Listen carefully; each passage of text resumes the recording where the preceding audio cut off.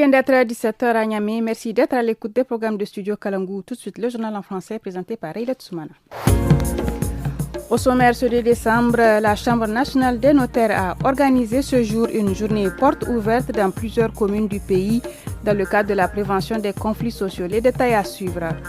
Plus de 28 millions de francs CFA de produits pharmaceutiques ont été réceptionnés ce matin par le district sanitaire de Dakoro dans la région de Maradi. On en parle dans cette édition. Bonsoir à tous. La Chambre nationale des notaires du Niger a organisé aujourd'hui une journée porte ouverte à son siège et dans toutes les communes où des notaires sont installés. Cette 5e édition vise à sensibiliser la population sur le rôle du notaire dans la prévention et la gestion des conflits sociaux en lien avec le thème retenu cette année. Plus de détails avec Maître Abdou Moutari Zainabou au micro de Ali Niali. Le notaire, comme on le dit, c'est un juge de règlement à l'amiable et que le problème des usagers de droit, ils mettent tout le temps le notaire devant les faits accomplis. Tu veux, par exemple, acquérir une parcelle, tu viens demander conseil à ton notaire. Donc le notaire, il va t'accompagner en t'aidant à faire des vérifications pour voir déjà l'endroit, il n'a pas de problème en tant que tel. C'est un lotissement qui existe. Mais malheureusement, ce qu'on remarque tout le temps, les usagers, quand ils viennent, c'est après avoir fini toutes les procédures, pas les procédures formelles en fait. Alors que le notaire, il peut prévenir certains problèmes en faisant ces vérifications par exemple. Autre aspect de cette édition, le district sanitaire de Dakoro dans la région de Maradi a réceptionné ce matin des produits pharmaceutiques d'une valeur de plus de 28 millions de francs CFA au titre d'une subvention de l'État. Le médecin-chef du district, Dr Issoufou Yahaya, donne plus de précisions au micro d'Adam Oumarou. Depuis un certain temps, l'État a diminué de la moitié le coût de prestation au niveau des centres de santé, également au niveau des hôpitaux. Donc c'est dans ce cadre-là qu'il y a eu un appui de l'État qui est venu. La première, c'était autour de 3 millions.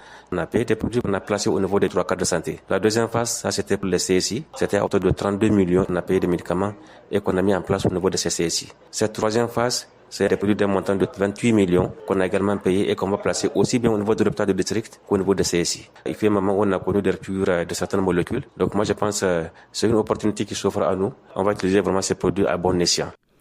Toujours en santé, au Niger, le taux de prévalence du VIH-Sida est estimé à 0,4% de la population générale âgée de 15 à 49 ans et à 0,8% chez les 0 à 19 ans.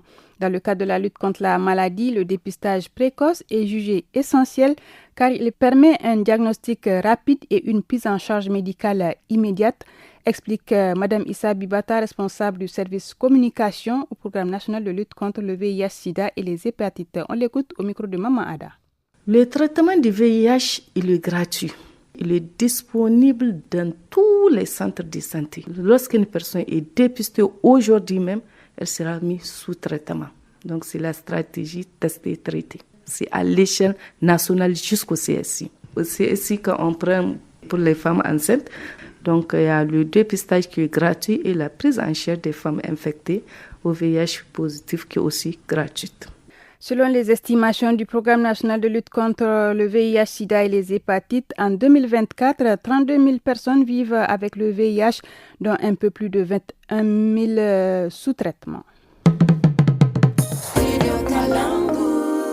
Le panier de la ménagère à présent, les prix des fruits et légumes, notamment la pomme de terre, enregistre une tendance haussière selon le bulletin du système d'information sur les marchés agricoles publié le 29 novembre. Le prix moyen du kilo de pommes de terre se situe désormais entre 400 et 600 francs CFA selon les régions. Une évolution qui pèse sur le panier de la ménagère, indique Boubacara Hamissou, coordinateur du CIMA. On l'écoute au micro d'Alignali. Les produits qui ont vu leur prix en hausse, c'est la banane, le citron, l'orange, le poivron frais un peu, la tomate et la pomme de terre. Et ce qui nous a plus retenu notre attention, c'est la pomme de terre qui cette semaine est allée à 7%. Et nous savons que de plus en plus, ça rentre dans les habitudes alimentaires des populations. Malgré cette hausse que nous voyons maintenant, quand on retourne un an en arrière, le prix de la pomme de terre était encore plus cher.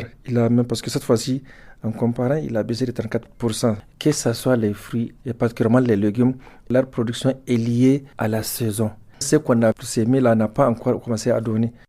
Et c'est la fin de cette édition. Merci de l'avoir suivi.